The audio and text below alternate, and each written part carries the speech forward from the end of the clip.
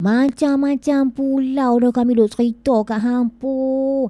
Pulau ni nama dia Pulau Singa Besar. Pulau Singa ni dulu mengikut peta-peta zaman dahulu adalah nama dia adalah Pulau Lada.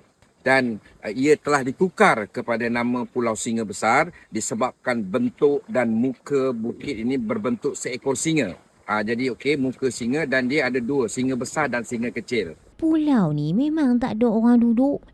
Terletak di bahagian selatan Pulau Langkawi terkenal sebagai sebahagian daripada aktiviti island hopping yang popular sebab status dia sebagai santuari hidupan liar yang terpelihara.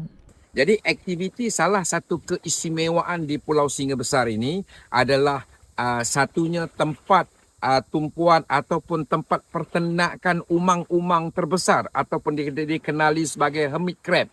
Jadi kenapa hermit crab berada di sini? Disebabkan ini adalah pantai yang bersih dan cantik untuk hidupan laut, hidupan liar berada di sini. Dan pulau ni ada juga haiwan-haiwan macam kancil, monyet, iguana, burung gang dan juga bewok pasir. Pulau Singa Besar ni pantai bersih, air jernih. Dan aktiviti yang sangat menarik yang ada di Pulau Singa Besar ni adalah water sport dan snorkeling. Satu-satunya fun snorkeling yang berada di Langkawi adalah di Pulau Singa. Dan kita adalah salah satu hotspot, salah satu tempat pemberhentian island hopping 3 pulau selain Tasik Dayang Bunting, Eagle Feeding ataupun Pulau Singa Besar. Mesti tertanya-tanya kan, mai kok mana nama Singa Besar ni? Mengikut legenda, nama singa ni asal daripada kisah pari-pari penjaga Mambang Sari lah.